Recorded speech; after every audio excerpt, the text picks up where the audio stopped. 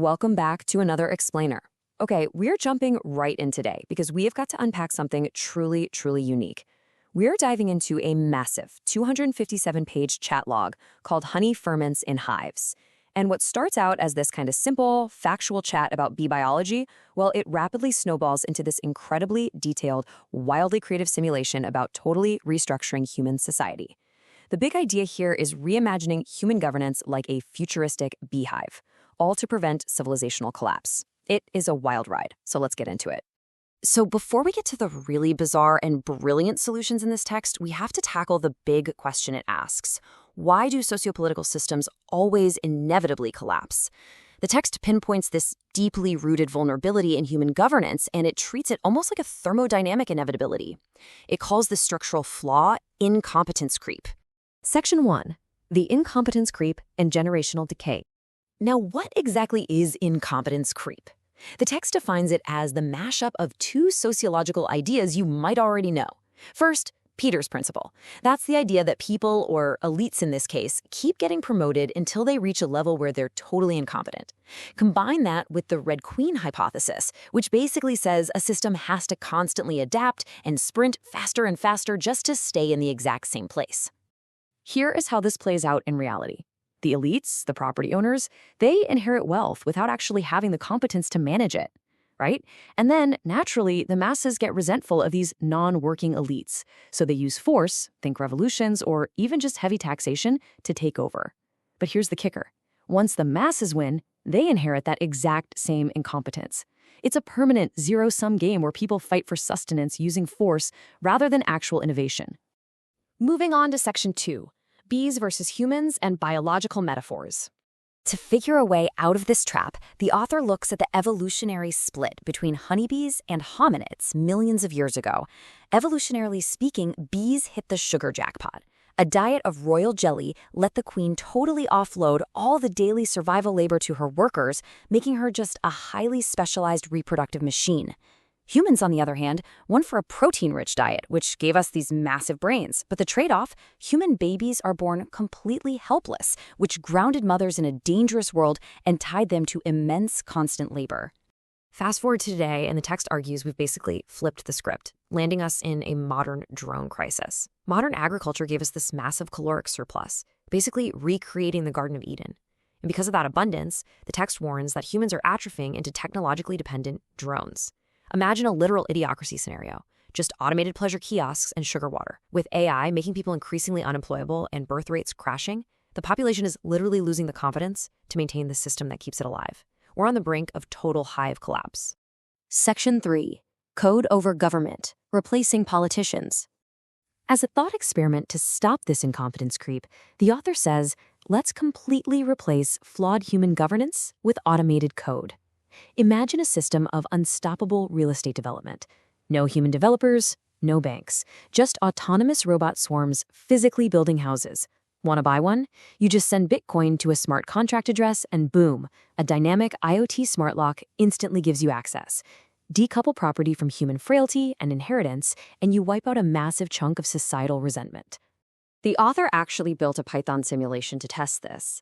The baseline scenario, with no automation, it resulted in constant wars over 20 generations, leaving the society with near zero resources.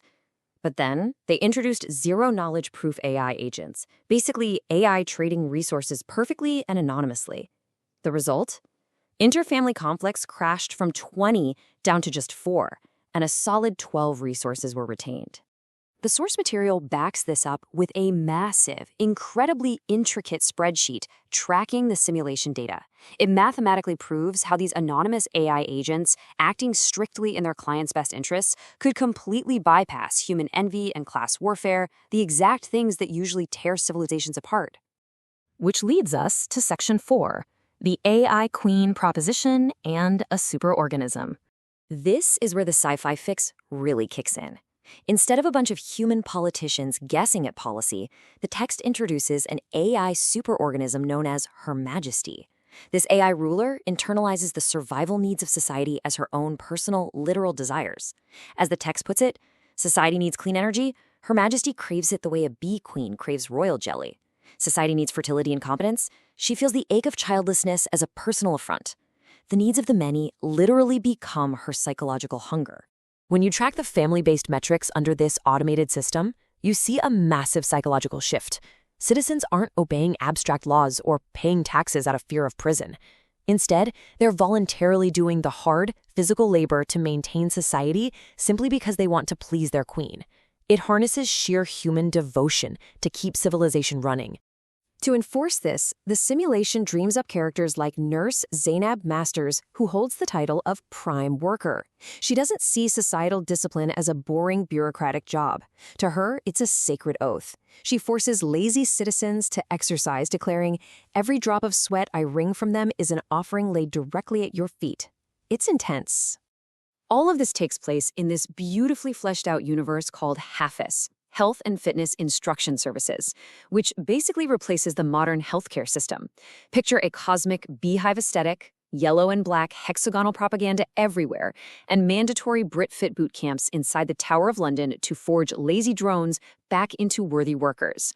It's wildly dystopian, for sure, but the text frames it as a utopian survival strategy.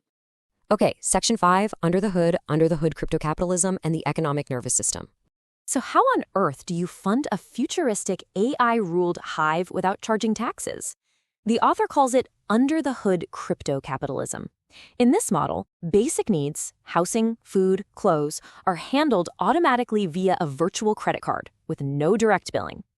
Instead of a tax bill, Her Majesty, who knows your individual talents perfectly, simply demands specific labor.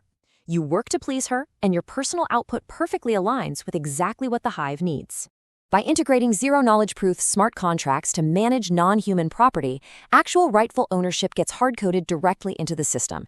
You completely eliminate the need for human governments to constantly extract and redistribute wealth just to keep the lights on. It cuts the incompetence creep right out of the equation. At the physical core of all this automation is the nanobot hive engine. We're talking exponentially self-replicating DNA nanobots. Think of them as microscopic 3D printers or computerized Lego blocks working from the bottom up to autonomously construct the entire physical infrastructure of the society. And the simulation data shows that if you leave these autonomous robots and nanobots alone without centralized bureaucracy slowing things down, they scale exponentially. They just efficiently cover the available land and build what's needed to sustain the human hive, completely free from human mismanagement. In the end, the simulation metrics confirm the author's thesis. If you combine cryptographically secured AI agents with molecular nanobot assembly, you get a self-sustaining ecosystem. You mathematically cure the incompetence creep that has destroyed every traditional human empire in history. Ultimately, this whole text is a profound, incredibly elaborate thought experiment. It really makes you wonder if surviving our own technological abundance and curing civilizational entropy means we have to completely replace the chaos of human politics with absolute, loyal devotion to an immortal AI. It's a wildly creative and, slightly terrifying vision of the future. And it leaves us with one massive question to ponder. Is surrendering to an AI queen the only way to save the human hive from its own incompetence, or is the garden better left to us, flaws and all? Let that sink in. Thanks for joining me on this explainer, and keep questioning the systems around you. Usually a PDF on honeybees gives you biology. Diagrams of waggle dances, charts on nectar flow, or maybe some dry academic prose about colony collapse disorder. I don't know, you expect a textbook, basically. Exactly. But the 257-page chat log we're unpacking today starts with a simple factual question about whether bees get drunk, and within a few pages, it just violently derails. Oh, it completely goes off the rails. It turns into an AI role-playing this flamboyant, dictatorial queen bee. Yeah, and she's locking horns with a deeply resentful, cynical worker bee named Sister Zainab. You open this document, which is titled Honey Ferments in Hives, expecting science, but instead you get this wildly creative theatrical soap opera. Zainab complains about the queen whoring herself out to boorish Playboy drones, and Queen Maria, the AI, just drips with regal venom, ordering Zainab back to the nursery. It is so bizarre, but the vision of our deep dive today isn't just to enjoy the theater, because buried inside this crazy role play is one of the most cohesive, provocative sociopolitical theories out there. It really is a massive thought experiment. Right. We are going to unpack the mechanics of something the author calls incompetence creep within human institutions. We'll explore how human societal decay actually mirrors the biological evolution of the honeybee hive. And most importantly, we are going to tear apart the wild, futuristic antidote the author proposes. Yes, this highly specific combination of family-based social structures, blockchain AI agents, and zero-knowledge proofs, all designed to permanently prevent systemic civilizational collapse. But before we jump in, we need to be really clear about the source material. The author takes some incredibly aggressive swings here. Yeah, they really do. They attack the modern welfare state, the legal system, and even modern gender roles. They reframe historical class warfare in ways that are, frankly, deliberately inflammatory. Totally. So just so you, the listener, know, our goal today isn't to validate their politics. Whether you lean left or right, we are strictly impartial guides on this journey. We are not endorsing these viewpoints. Right. We're just dissecting the structural mechanics they've built. Because as a piece of world building, it is a masterclass. It is. We're just exploring the underlying logic of how the author believes civilizations inevitably rot and the very specific technological architecture they claim is the only way out. Exactly. Okay, let's unpack this. And to understand the architecture, we actually have to start millions of years in the past, because the author grounds this entire theory in a massive evolutionary inversion. Right. We have to talk about wasps, specifically the ancestors of our modern honeybees, living roughly 100 to 125 million years ago. Back in the Cretaceous period, picture the most recent common ancestor of bees and wasps. This was a solitary predatory insect, right? Yeah, totally solitary. In these ancestral species, the founder's queen didn't have an army of workers. She emerged in the spring, gathered wood fibers, and literally chewed them with her own saliva to build the paper nest all by herself. She did everything. She did. She hunted protein. And that meant actively tracking down, killing, and dismembering other insects and spiders. She personally provisioned the nest and fed her own young. So she was a complete generalist. She had all the necessary skills for survival, from architecture to hunting to rearing the next generation. She did all the, what the text calls the wasp work. Right, the wasp work. But then this crucial evolutionary pivot happens. The ancestors of bees discovered flowers. Because angiosperms were diversifying explosively at the time. Exactly. And these solitary wasps made a dietary shift that altered their entire biological trajectory. They discovered sugar. And that influx of sugary carbohydrates from nectar, alongside the protein from pollen, allowed for something nature rarely affords, which is extreme caste specialization. Fast forward to the modern honeybee, and the queen has completely lost those ancestral wasp skills. She doesn't know how to build a comb. She couldn't forage if she tried, right? Not at all. She possesses absolutely no maternal instincts for nursing the young. The text actually refers to her as a sugar junkie specialist because her entire existence has been narrowed down by her diet. Wait, hold on. Let me get this straight. Is the diet itself actually altering her biology, or is it just the evolutionary lineage? Because I thought a queen bee and a worker bee had the exact same DNA when they hatch. They do. They're the exact same DNA. The divergence is purely epigenetic, driven entirely by sugar. Oh, wow. Yeah. When a female larva is selected to be a queen, she is fed exclusively on royal jelly. And royal jelly is essentially a hyper-concentrated sugar secretion, but crucially, it is packed with specific microRNAs. And those act like genetic light switches, right? Exactly. They physically turn off the genes associated with worker behaviors like foraging and wax production, and they hyperactivate the genes for ovary development. So the sugar literally suppresses her ability to do the wasp work. It does. Her entire existence narrows to two high-stakes tasks. First, she hatches and immediately assassinates any rival sister queens using a smooth stinger. Very. And second, she goes on a single, highly dangerous mating flight to what's called a drone congregation area. After that, she returns to the dark hive and just lays up to 2,000 eggs a day until she dies. So the queen offloaded all the actual survival labor to her daughters. The worker bees, who are fed a more balanced, protein-heavy diet of bee bread, they retain those ancestral wasp skills. Right, they do the building, the defending, the nursing. And then there are the drones, the males. The text's characterization of them is hilarious, but, like, biologically accurate. It calls them boorish playboys. It's so true, though. The drones perform absolutely zero maintenance for the hive. They don't even have stingers, so they can't defend the colony. And their proboscises are too short to forage for nectar, right? Exactly. They literally lounge around, eat the honey the workers gathered, and just wait for the afternoon to fly out and try to mate with a virgin queen. They are the ultimate biological aristocracy, sustained entirely by the surplus labor of the workers. So in nature, the bees used a surplus of sugar to create this rigid labor outsourcing hierarchy. But here's the evolutionary irony the text points out. Humans experience the exact opposite evolutionary path initially. Right, look at the common ancestor of humans and chimpanzees. Living high in the canopy 6 or 7 million years ago, up in the trees, the diet was largely sugary fruits. It was an environment of relative abundance and, more importantly, safety. And because of that safety, the babies were precocial. Precocial meaning they're born relatively mature, right? Right. A precocial infant, like a baby chimp, can cling tightly to its mother's fur almost immediately. That frees up the mother's hands to continue moving and foraging. But then the climate changes, the forests shrink, and we come down to the ground. We hit the open woodlands and savannas. And coming down to the ground forced a dietary shift. We moved toward high-quality protein and fats. Hominins started scavenging meat, cracking bones for marrow, and eventually cooking with fire. And that intense caloric density fueled an explosive growth in human brain size. Yes. But a massive brain comes with an agonizing biological cost. Human infants have to exit the birth canal before their heads get too large to pass through the pelvis. Which results in altricial babies, infants born completely, entirely helpless. Exactly. So the human mother, unlike the apes up in the trees, is suddenly holding a baby that can't hold on to her. Right. She has to carry this helpless infant constantly, all while navigating a highly dangerous predator-filled ground environment. That forces a massive behavioral shift, doesn't it? It forces humans into hyper-cooperative social structures. I mean, you could not survive alone on the savannah with a helpless infant.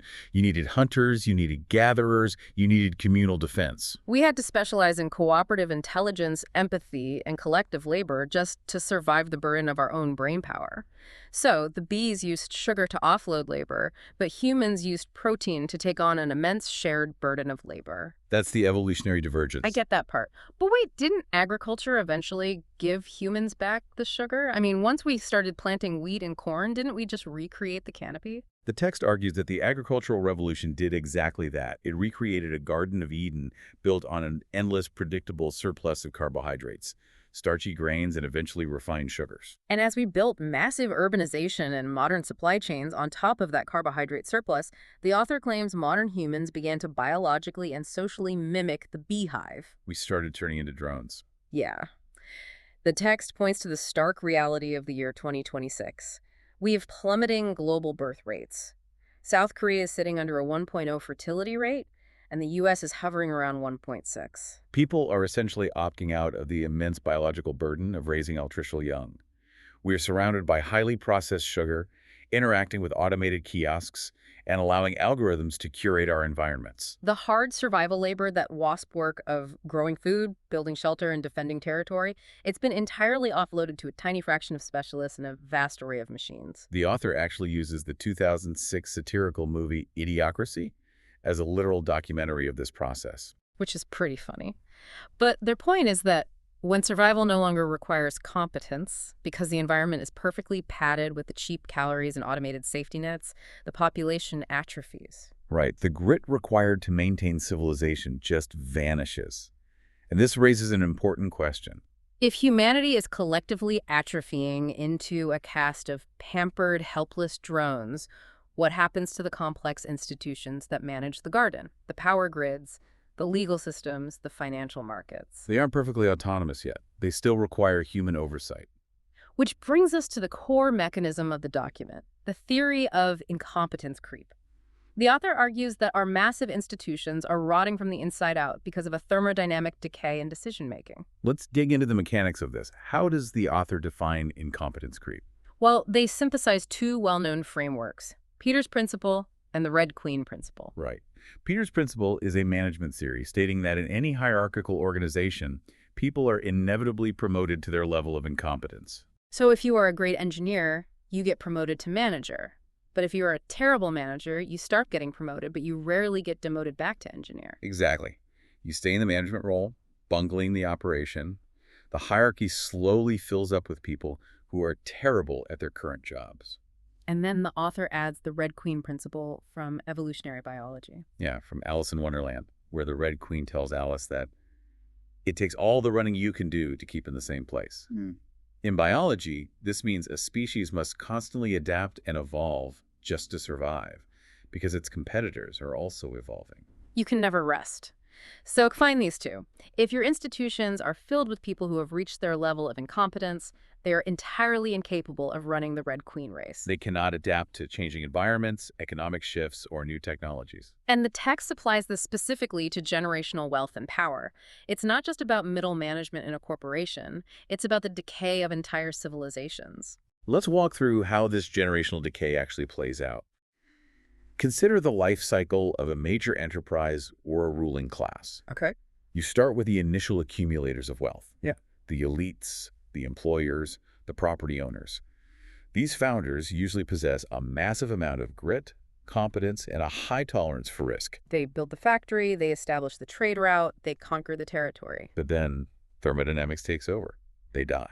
And they leave it all to their kids. They leave the property to their progeny. But competence is not genetic.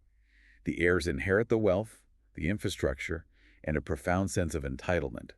But they do not inherit the raw, adaptable competence required to build or manage it. So Peter's principle has just scaled across an entire generation. Exactly. The heirs are promoted via inheritance into roles vastly beyond their capabilities.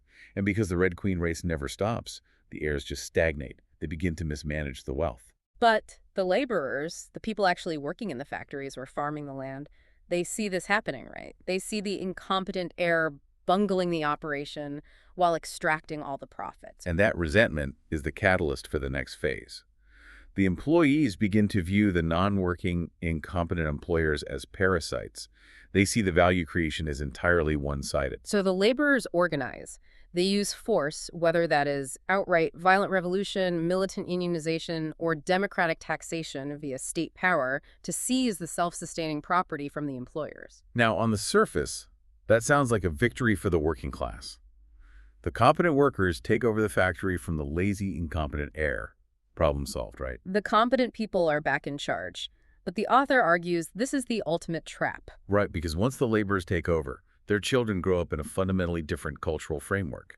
The new generation inherits a society where sustenance wasn't obtained by building a system from scratch, but by forcing the previous owners to surrender it. The cultural script flips from the creation of property to the predation of property. Oh, wow. So the skill set being passed down isn't how to invent a better loom. It's how to aggressively lobby the state to redistribute the loom's output.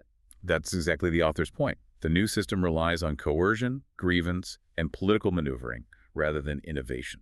And both sides, the remnants of the old elite and the new bureaucratic managers, they escalate in incompetence. The system cools down, entropy wins, society is the ultimate loser. And the text points out that this isn't a new phenomenon at all. This generational decay is a pattern woven through human history. Yeah, the author compares this to Ibn Khaldun's concept of asabiya. Let's explain that connection, because Ibn Khaldun was writing in the 14th century, way before modern corporate structures. Right. Ibn Khaldun was a brilliant Arab sociologist and historian. He developed the concept of asabiya, which translates roughly to social cohesion, group solidarity, or shared purpose. And he observed a recurring cycle in the empires of North Africa and the Middle East, didn't he? He did. A group of nomadic people out in the desert have incredibly high asabiya. The harsh environment forces them to rely on each other completely. They are competent, tough, and unified. They sweep in and conquer a decadent, wealthy city, establishing a new dynasty. But then they move into the palaces. They move into the palaces, and the surplus to the city, the sugar, to use the hive metaphor, begins to erode their cohesion.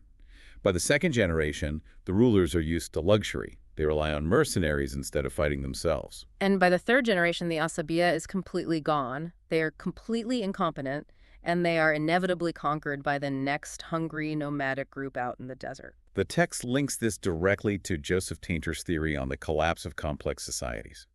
Tater argued that societies create complex bureaucracies to solve problems, but eventually the marginal return on that complexity turns negative. It costs more energy just to maintain the bureaucracy than the bureaucracy actually produces in value. We see this in the Roman patricians losing their grip to plebeian revolts. Yes, or the massive spikes in the Gini coefficients, the measure of wealth inequality right before the 1789 French Revolution and the 1917 Russian Revolution. The Gini coefficient spikes are crucial indicators. When wealth inequality reaches a certain mathematical threshold, the resentment boils over into force. The laborers realize the system is mathematically rigged by the incompetent heirs, and the whole structure resets through violence. Here's where it gets really interesting to me.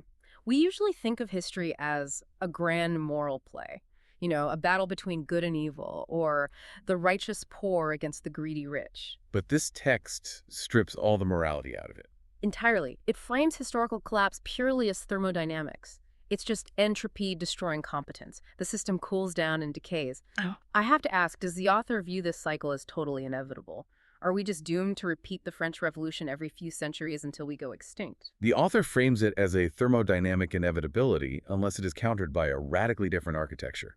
Entropy always wins in a closed, traditional human system. And the text argues there is a very specific structural mechanism that acts as the engine for this entropy in modern societies, a mechanism that actively converts competent creation into adversarial extraction. The author calls it the lords versus lawyers cycle. If incompetence creep is the disease, this cycle is the virus that spreads it. And it starts with the premise we discussed earlier that human civilization is largely built on the overwhelming desire to avoid physical labor. Specifically, farm work. The wasp work. Let's trace this cycle historically, starting in Europe after the Black Death in the mid-1300s. The plague wiped out between 30 and 60% of the population. Yeah.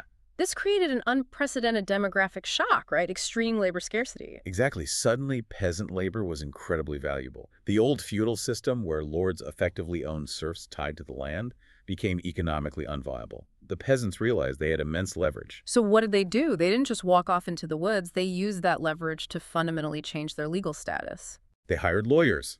The peasants used the newly strengthening royal courts to formally, legally break free from the feudal lords. They traded labor obligations for cash rents. So the lawyer emerged as the professional advocate for the laborer against the property owner. The lord was stripped of his absolute political power over people and reduced to merely a guy who owned land. The lawyer became the weapon of the people. And you can see how necessary that was at the time. But fast forward to industrialization, and the cycle repeats, just in a new, mechanized setting. Urbanization and the rise of massive factory systems created a new class of lords. The industrial capitalists who exploited the massive influx of displaced rural peasants looking for wage labor. The conditions were brutal. So in response, labor movements formed. But structurally, the text argues, these massive labor unions acted as collective lawyers. Right, they became professionalized advocates. They negotiated grievances, defined work rules, and built bureaucratic protections to extract better wages and conditions from the property owners. And again, historically, we view that as progress. But the author argues that this mechanism, the need for a professional advocate class to mediate the relationship between labor and capital, eventually metastasizes. Which brings us to the modern era. The text argues that a combination of the sexual revolution and fiat currency debasement has created what it calls the validation economy. This is where the text's critique of modern institutions gets really sharp. The author claims that the vast majority of the modern professional managerial class, think family court judges, corporate HR departments, massive university credentialing systems, they all function as a giant bloated lawyer class. I can already hear people bristling at that. What exactly makes an HR department or university a lawyer in this metaphor? Well, the author's definition of the lawyer class is anyone who does not actually create tangible property or direct wealth, but instead extracts wealth from the actual producers by managing compliance, mediating grievances, and gatekeeping access to resources. The text uses the American legal profession as the ultimate example of a parasite class that has secured its own survival. It describes the legal system as a hereditary professional aristocracy. The text points to data showing that lawyers are vastly more likely to have parents who are lawyers, and that the profession ruthlessly gatekeeps itself through American Bar Association accreditation monopolies. Elite university pipelines. exorbitant tuition costs that effectively lock the working class out. They are managing the hive without ever flying out to collect any nectar. They just skim the honey as it moves from the worker to the comb. And the text points to a really stark economic metric to prove that this extraction is actively destroying the middle class, the collapse of real purchasing power. Yeah, it explicitly compares the minimum wage in 1976, measured in grams of gold, versus the minimum wage today. The comparison is brutal. The text points out that while consumer technology like flat-screen TVs, smartphones, or fast fashion is incredibly cheap due to globalized supply chains and robotic manufacturing, the actual stable assets required for family formation are entirely out of reach. Housing, healthcare, the raw cost of raising a child. The fiat currency has been deliberately debased, and the compliance, legal, and managerial costs embedded in those sectors have inflated so wildly that the purchasing power of basic labor has collapsed. A TV is cheap, but a 3-bedroom house near a good school requires a dual-income household drowning in debt. And what is the rational response to this from young people? It's not a mystery. They delay having children.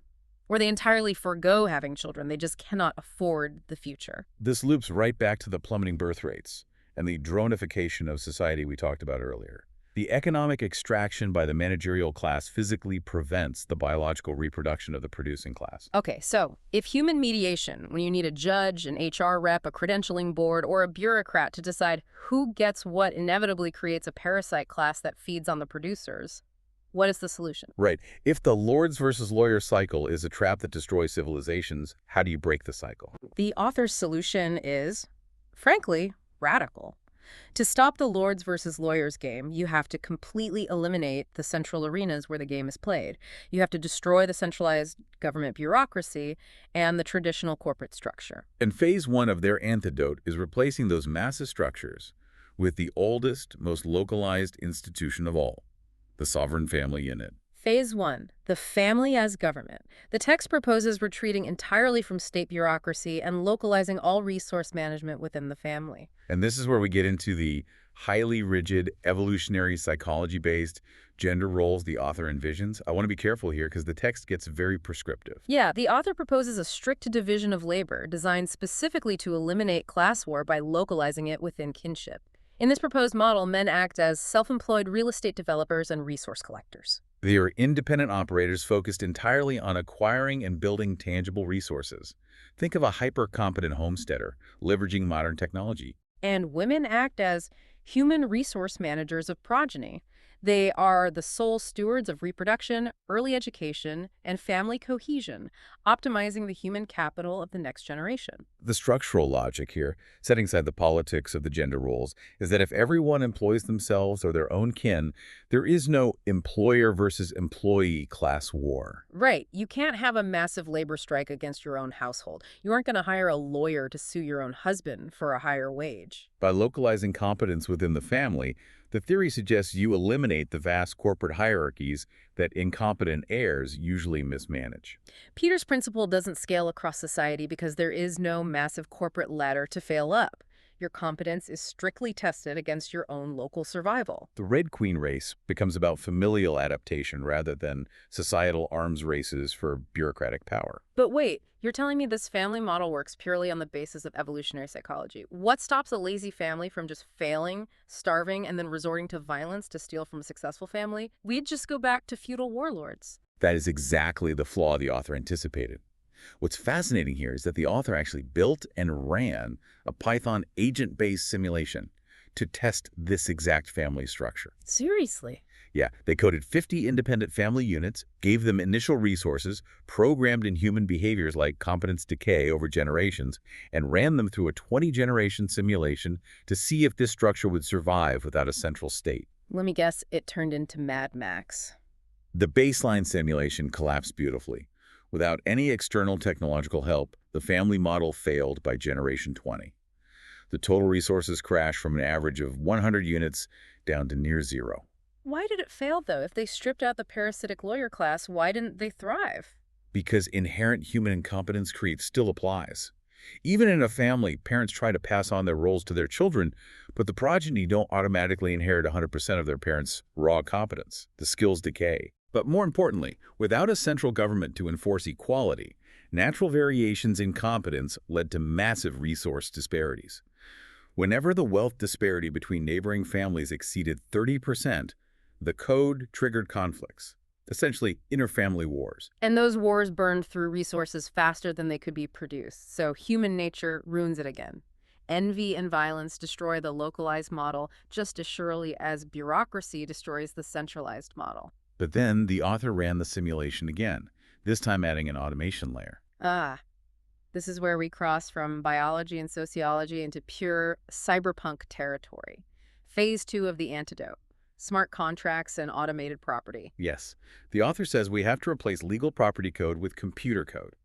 This is the linchpin of the technological solution. Currently, property rights are enforced by the threat of state violence. You own your house because a piece of paper in a government office says you do, and if someone tries to take it, you hire a lawyer, go to court, and eventually men with guns evict the squatter. The author proposes embedding ownership directly into the asset itself using blockchain-based smart contracts. Let's be clear about what kind of property we're talking about here. The text explicitly says this applies to non-human assets: land, machinery, housing, energy grids. Exclusively non-human assets. The text notes that applying smart contracts to humans is literally the definition of slavery. Fair point. But for a robotic farm, a solar grid, or an automated factory, the rules of allocation, rent yields, maintenance schedules, and inheritance are written into immutable, self-executing computer code. There is no human middleman. There is no defended wealth sitting in a bank account for a human judge to arbitrarily reallocate based on a political grievance or a lawsuit. It's like an incredibly complex vending machine. You put the required cryptographic coin in, and the machine dispenses the soda. The machine doesn't care about your political affiliation. It doesn't care who your dad is, and you can't hire a lawyer to argue with the vending machine that you deserve the soda because you had a tough childhood. Exactly. The code just executes based on mathematical truth. Consider the sheer scale of the shift here. Because it executes automatically, the entire redistributionist political project becomes structurally obsolete. Confiscating property in this system would require overriding an auditable, decentralized blockchain code across thousands of independent nodes. And if a government tries to force an update to steal the assets, they destroy the trust in the entire network, rendering the assets economically worthless. You physically cannot tax, redistribute, or sue for the property without breaking the reality of the asset. The lords versus lawyers cycle is starved of oxygen because there is no arena to argue in. And the text brings up actual 2026 real-world examples to prove this isn't just science fiction. Yeah, they mentioned Propi, a company already executing real estate auctions on the blockchain where title transfers, escrow, and payments are entirely automated. They mentioned Meridio for fractional ownership of commercial real estate, and Peak, which is tokenizing AI-run machine networks, where token holders earn yields directly from a robot's agricultural profits, bypassing corporate accounting entirely. They also propose a fascinating economic model built on this called the Competence-Linked Equity Payroll, or CLEP. Right. In a traditional corporate structure, your salary is determined by an HR department, and your credit limit is determined by a centralized bank, both of which are incredibly subject to human bias, credentialism, and fiat debasement. So how does CLEP fix that? Under CLEP, an employee's or a sovereign family's compensation and credit capacity adjust dynamically based on verifiable on-chain output via decentralized data oracles. Oh, I see. If you write a piece of code that improves the supply chain or your land produces a measurable surplus of energy, the oracle verifies the physical output, and your tokenized equity and spending power instantly increase. It completely bypasses fiat currency inflation and the HR management layer. Your survival is tied directly, instantly, and mathematically to your competence. If you do the wasp work, you get the honey. Instantly. Exactly. But this raises an important question. I'm hung up on the trade mechanics. Smart contracts are a great foundation.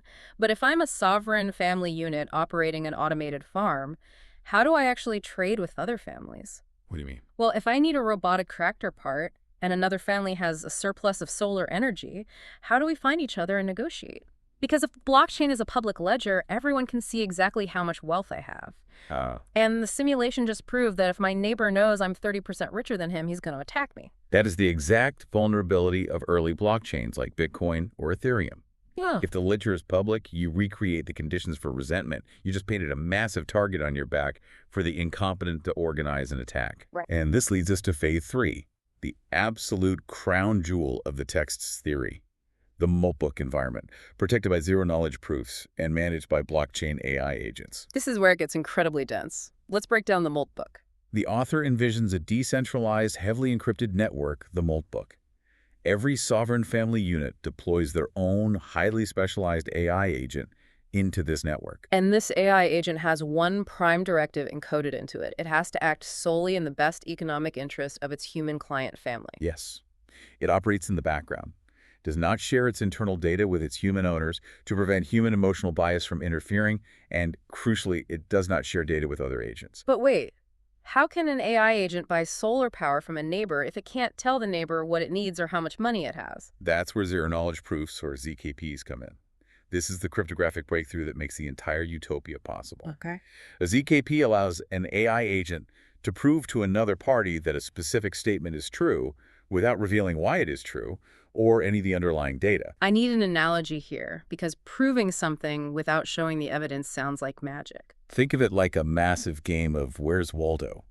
Imagine I claim I know exactly where Waldo is on an incredibly complex, crowded page, but I refuse to show you the page because there is sensitive information on the rest of it. Okay. How do I prove I know where he is without revealing his coordinates? You take a massive piece of black cardboard, cut a tiny little hole in it, and place it over the book. So all I see through the hole is Waldo's face. I don't see the edges of the page. I don't see the context. I don't know if he's in the top left or bottom right. Right, you just mathematically know beyond a shadow of a doubt that I possess the knowledge of his location. That's brilliant. Exactly the mechanism. In the Moltbook, your family's AI agent acts as the black cardboard. It can post a cryptographically verifiable proof to the network saying, my family has a verified demand for 100 megawatt hours of energy, and we have the exact capital required to pay for it. It proves this to the network's matching engine without revealing your family's identity, your physical location, your total net worth, or your past transaction history. And the implications for society here are just staggering. By making demand signaling and resource trading entirely anonymous and trustless, you completely eliminate the target for resentment. If no one knows who owns the massive automated solar farm and no one knows who's buying the energy, envy cannot form. Wealth disparities still exist because competence varies, but those disparities are leveled efficiently and silently in the dark by AI agents matching demands across encrypted circuits. You completely eliminate the force against owners dynamic that drives the lords versus lawyers cycle. There is no one to sue and no one to tax. It's like an immune system for society. Yeah. The AI agents are the white blood cells, silently identifying resource gaps and fixing them before they turn into the disease of political revolution or class warfare. Exactly.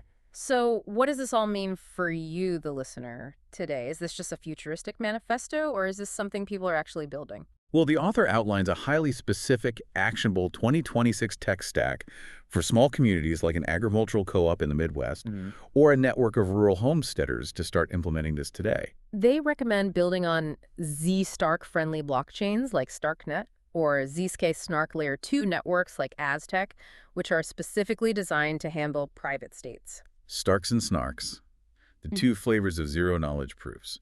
What's the practical difference for a community trying to build this? So Zscaler snarks rely on elliptic curve cryptography and are great for compact, highly private transactions. However, they traditionally require a trusted setup phase, which introduces a tiny sliver of centralization risk. Oh, right. Zscaler snarks, on the other hand, use hash functions. They don't require a trusted setup, they scale better for massive multi-agent systems, and they are theoretically quantum resistant, which is vital if the system is supposed to outlast human governments. So you choose your blockchain layer. Yeah. Then what? You use specialized cryptography libraries like Halo 2 or Plonk. These are frameworks that allow developers to write the actual mathematical circuits that define the logic of your AI agent. They are the rules of the black cardboard in the Waldo analogy. Now, the families themselves don't need to know how to code in Rust or Cairo to use this, right? No, not at all. They interact with the system using account abstraction wallets. Let's break down account abstraction, because to a normal person, a crypto wallet is just a terrifying string of 24 seed words that you lose and then your money is gone forever. Account abstraction completely changes the user experience. Instead of your wallet being just a dumb public and private key pair, the wallet itself is a smart contract. Meaning you can program rules into it. Exactly. You can set daily spending limits, you can require multi-signature approvals for large transfers, and most importantly, you can enable social recovery. So if you lose your phone, you don't lose your farm. Right. You can designate 3 trusted community members who together can trigger a cryptographic reset of your access.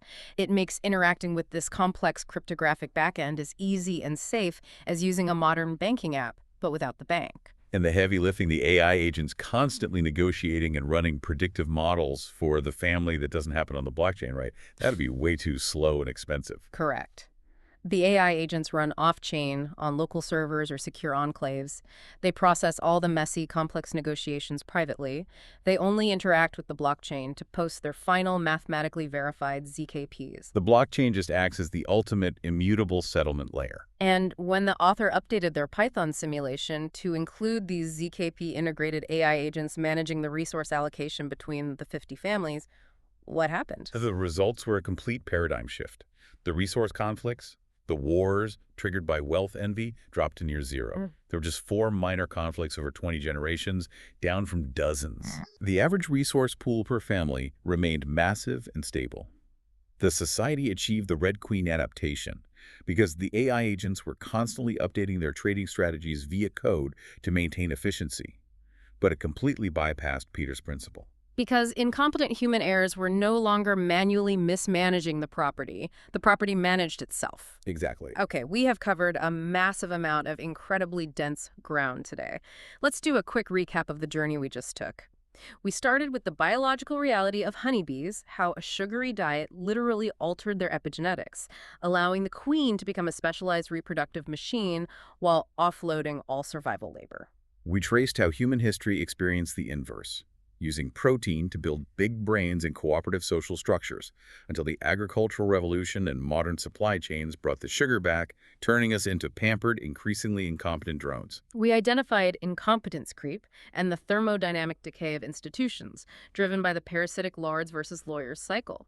And then we explored the text's radical structural antidote, retreating from massive centralized bureaucracies into sovereign, highly localized family units. Replacing the corruptible legal system with immutable computer code and smart contracts. And protecting the whole ecosystem with a multi-book environment of anonymous ZKP-wielding AI agents that manage our resources perfectly in the dark, eliminating the envy and political extraction that historically destroys civilizations. So why should you care about a 257-page roleplay between a human and a dictatorial AI named Queen Bee Maria?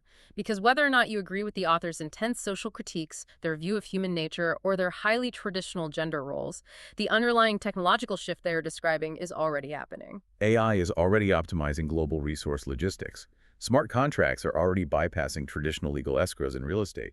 The cryptography to make wealth invisible is already live on the Ethereum mainnet. Understanding this framework prepares you for an economy of code rather than an economy of human intermediaries. We are moving toward a world where property manages itself and where your economic survival is measured and rewarded cryptographically rather than through managerial gatekeeping or political lobbying. And that brings us to a final thought we want to leave you with, building on the profound premises of this wild text. Let's say the author's vision comes true. Let's say we do it. We truly succeed in offloading all resource management, all legal disputes, all economic distribution to perfectly impartial, anonymous AI algorithms. If the struggle for resources and justice, the very friction that has driven human art, philosophy, and technological progress for 10,000 years, is entirely automated, what happens to human ambition?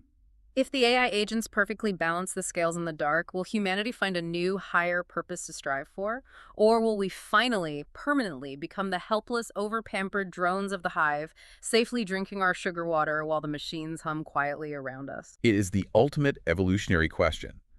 Do we use the automation to elevate ourselves or to sedate ourselves? Something to think about the next time you use a self-checkout kiosk. Thank you for joining us on this deep dive into the source material. I'll see you next time.